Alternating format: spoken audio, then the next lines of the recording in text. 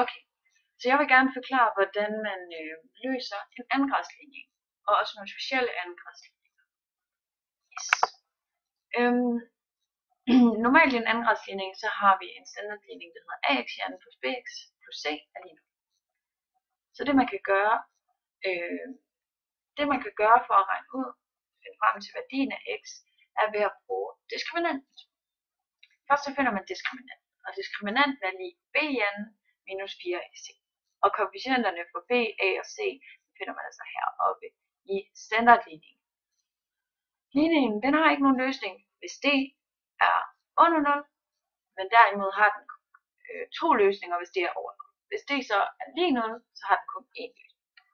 Derfor er det godt, at man ligesom regner diskriminanten med først. Så har vi altså løsningsform, som er x er lige med minus b plus minus kvadratroden af d, og alt det her er divideret med 2a.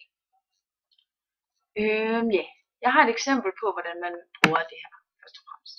Det er altså, som sagt, standardligningen heroppe, og så har vi her et eksempel, som er 3x i anden plus 18x minus 21 lige med 0.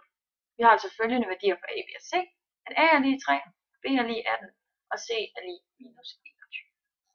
Vi sætter i diskriminantformen, der sætter vi b ind, som er 18 hernede, og vi sætter minus 4 gange a, og så sætter vi c ind.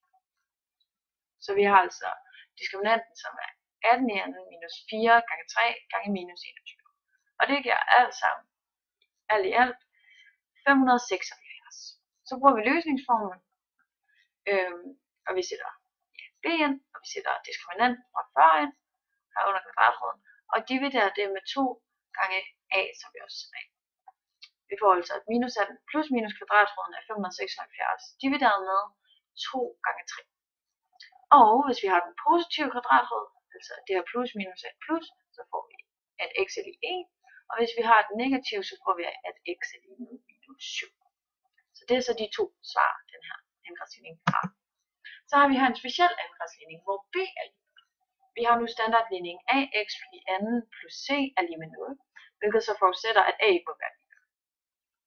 Hvis a og c de ligesom har det samme som fortegn, så har ligningen ikke nogen løsning. Men hvis de derimod er forskellige, så vil den have hele to løsninger.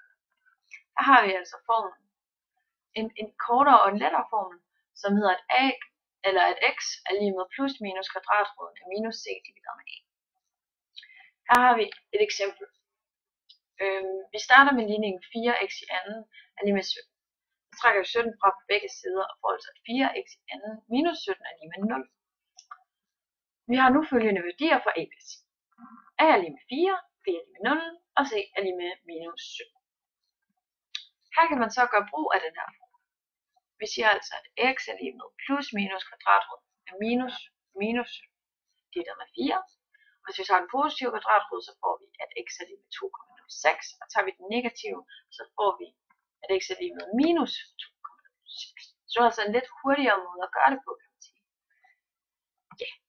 Men hvis vi derimod har en ligning, hvor at c er lige 0, så har vi altså standardformen af ax i anden plus bx er lige med 0.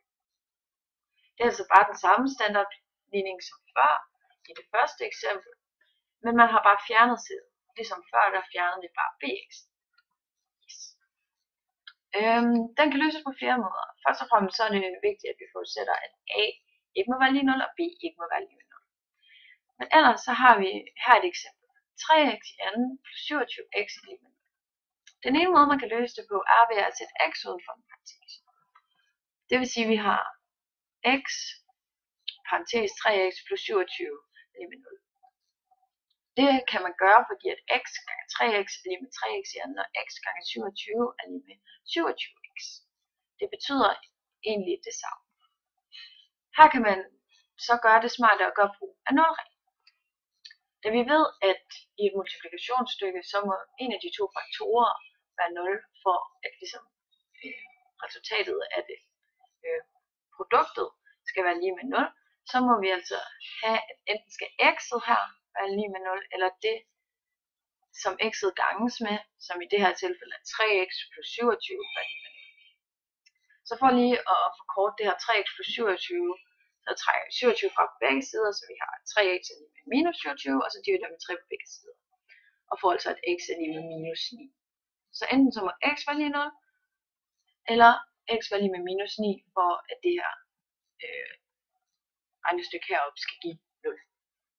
Det andet man kunne gøre er at se på de her to ligninger her. Her ser vi, at der er to løsninger. Enten så x lige 0, eller også så x lige med minus b divideret med a. Og ja, x lige 0, det kan vi jo bare skrive op. Og så x er lige med b minus b, og b det var vores 27 heroppe fra. Så minus 27 divideret med 3, som var vores a heroppe. Det var den koefficient, der stod foran x her. Hvis man regner det ud, så giver det minus 9. Vi får altså det samme svar. Det er bare sådan, ja, hvad man synes er lettest. Så det var sådan, man kunne løse en